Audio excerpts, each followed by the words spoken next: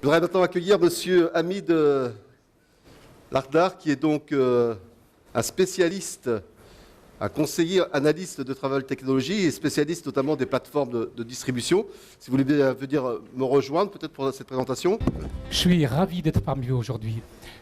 Surtout, je suis content de voir et la CNT et les CRT et les agents de voyage réunis ensemble pour ce thème qui est la révolution numérique et la transition numérique dans l'industrie du voyage. Ma présentation, je vais vous la subdiviser en 3 points. La distribution numérique dans la mobilité, les plateformes intermédiaires, autopartage, covoiturage et comment faire du numérique un puissant levier de changement. La disruption, c'est un mot qui a été inventé par Jean-Marie Dru. Jean-Marie Dru, c'est le chairman exécutif de l'agence qui s'appelle TBWE, qui est derrière Airbnb, qui est derrière Tourisme New Zealand et qui est derrière Nissan.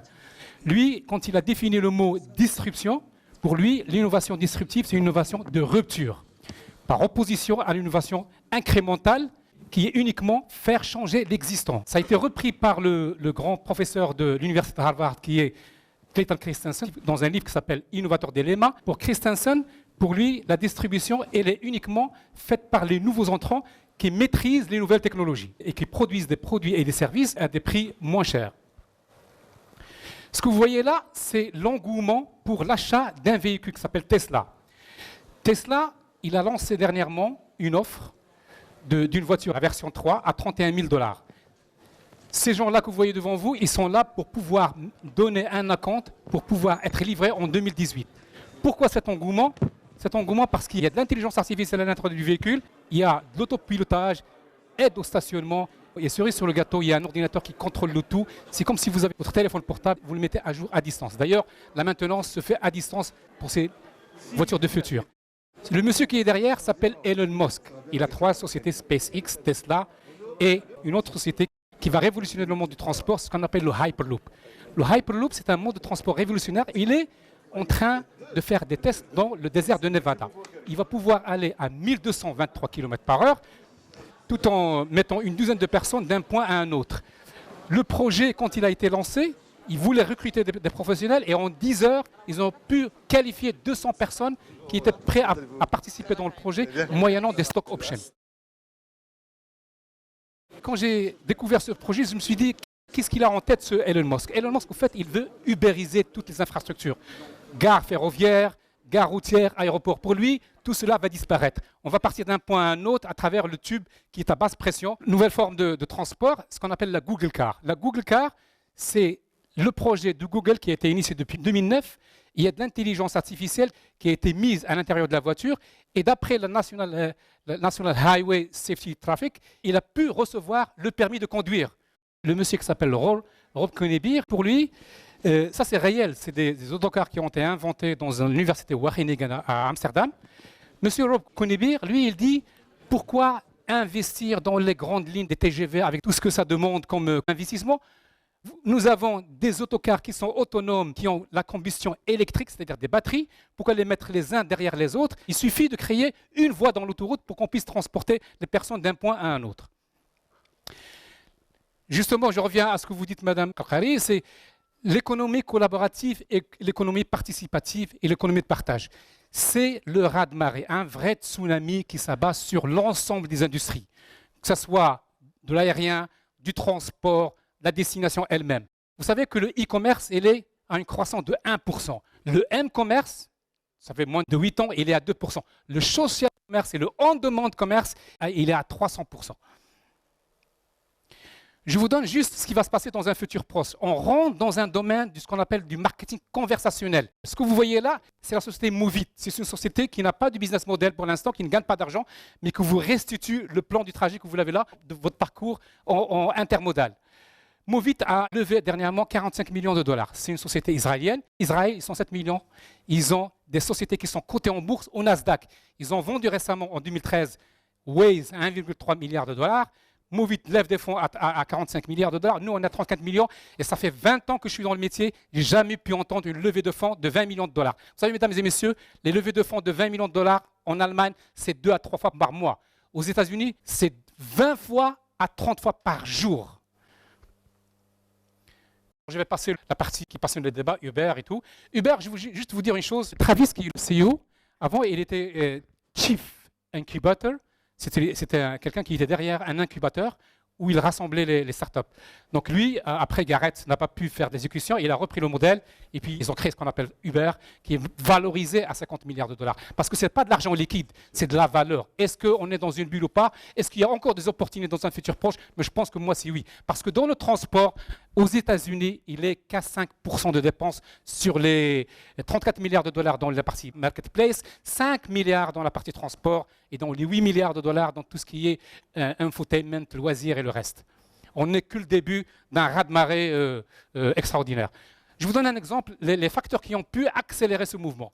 Le portable, le smartphone. En Chine, ils ont carrément créé un trottoir pour ne pas se télescoper avec les autres et ne pas avoir de collisions. La partie review, elle est très importante. Les reviews sont devenues monnaie courante. C'est-à-dire, vous êtes reviewé dans vos entreprises, vous êtes reviewé en tant que client chez Uber et le chauffeur, il est reviewé. Les reviews, c'est la masse d'informations et d'avis postés par les utilisateurs avec le rating. Et derrière, il y a de l'intelligence artificielle avec ce qu'on appelle le Natural Language Processing qui analyse le système pour détecter est-ce qu'il y a des mensonges ou pas. Tout le monde est reviewé, même la destination elle-même, elle est reviewée.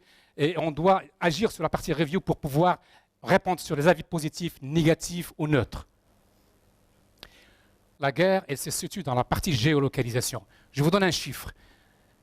BMW, Audi et Delmer ont racheté le système de cartographie de R, Nokia avant, à 2,8 milliards de dollars. Vous allez me dire pourquoi? Parce qu'il y a toutes des stratégies de géomarketing, géofencing, géo-audiencing. On va vous géolocaliser pour vous envoyer des push notifications sur la destination en tant que promo, sur le commerce qui est à côté.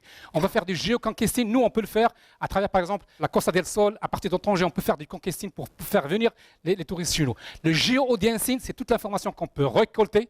Donc l'information va, comme dit Mme Blartis, l'information va être récoltée par les utilisateurs et par la voiture connectée. Il y a une différence entre une voiture connectée et une voiture autonome. La voiture connectée, comme vous l'avez là, elle va renvoyer de l'information à un data center. Nous, réellement, moi, ce que je préconise, d'avoir nos propres data centers. Quand vous voyez le NDA, quand vous signez avec les Américains, vous dites, est-ce que je vais me déplacer à Chicago? Moi, j'ai signé une fois avec un partenaire, je me suis dit, non, je ne signe pas, parce que je devais aller au Chicago pour aller au tribunal et tout.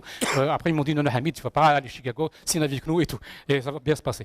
Donc, nous avons nos propres data centers, on a des endroits comme Ifrane. Une dernière recommandation, on a besoin d'un incubateur. Un incubateur vertical pour l'industrie hôtelière, pour l'industrie touristique, pour la destination, pour les transporteurs, pour l'aérien. Le capital humain, on l'a. Moi, je suis dans le milieu, je connais des scientifiques, je connais des ingénieurs. Ils n'ont besoin que des locaux, des connexions Internet et leur faire venir chez eux des venture capitalistes. Comme je dis tout à l'heure, 20 millions de dollars levés de fonds 20 fois par jour aux États-Unis. Voilà votre métier, qui est le tourisme. C'est ce qu'on appelle la Loomascape. Il était inventé au début par un certain Kawaja, un New-Yorkais qui est dans la finance. Il résume toute la partie business process dans les métiers. Pour le tourisme, c'est une société qui s'appelle Mozio, qui est une plateforme de réservation, qui a pu mettre la Loomascape. Et vous avez tous les métiers et vous avez tous les acteurs à l'intérieur. Ça va s'accélérer. Il va y avoir un raz-de-marée. Si on n'enclenche pas les actions, à partir de maintenant, on est complètement out. Vous avez en bas, vous avez toutes les airlines, hôtels, cruise, tours, activités, transferts. Vous êtes dans le transfert. D'ailleurs, le transport, il est partout. Dans l'aéroport parking, dans le quarantaine, dans l'assurance. Et vous avez, le client va de là, vous devez le récupérer de l'autre côté. Et pour le récupérer, il y a tous ces intermédiaires qui prennent de la valeur en aval de la chaîne. Vous êtes en amont et vous subissez des pressions, que vous soyez hôtelier ou transporteur. Bientôt, il va y avoir des plateformes de réservation pour le ground, pour le transport. Ce que je suggère, c'est qu'on crée un Welcome City Lab à l'image de Paris, qui ont déjà levé presque 2,5 millions de dollars. Ils ont créé une centaine d'emplois. Et on crée une vraie CRS pour les transporteurs Uber, une centrale de réservation système qui est propre à nous, qui sera connectée au TMS. D'ailleurs, je laisse mon ami Harry qui va expliquer ce qu'est le TMS. C'est le Transport Management System. Vous devez gérer votre flotte, la connecter avec un CRS, la reconnecter avec un GDS, parce que le GDS, on est dans une ville où il y a de l'aérien, et les GDS, on va construire ce qu'on appelle le Online Distribution Data. Cette data, on va la réutiliser avant que les OTA prennent le dessus sur nous. Il y a de l'espoir. Regardez ce slide qui est de le Harvard Business Review. 35 millions de dollars dans le online marketplace, uniquement 5 milliards de dollars dans le transport. Il y a beaucoup à faire dans le transport au niveau numérique. Dans les food grocery, tout ce qui est restaurant, on est dans le 4,7. Le reste, c'est le infotainment et le reste, c'est 8 milliards de dollars. Je souhaite que les préconisations que j'ai débitées aujourd'hui seront prises en considération et seront actionnables. Je vous remercie.